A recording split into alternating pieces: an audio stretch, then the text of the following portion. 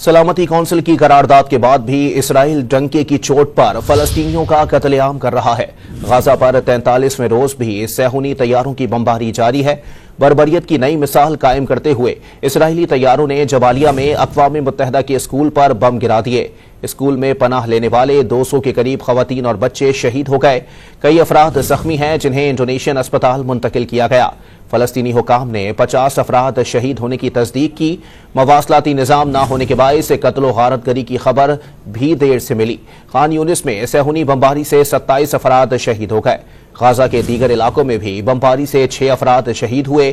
غزہ کی مختلف اسپتالوں کو بھی اسرائیلی ٹینکوں نے گھیر رکھا ہے۔ الاہلی اسپتال میں فلسطینی ہلال احمر کی ٹیمیں پھنس چکی ہیں جنہیں نکالنے کے لیے عالمی اداروں سے اپیل کی گئی ہے۔ مقبوضہ مغربی کنارے میں اسرائیلی فوجی کے پھینکے گئے آنسو گیس شیل پھٹنے سے آگ بھڑک اٹھی۔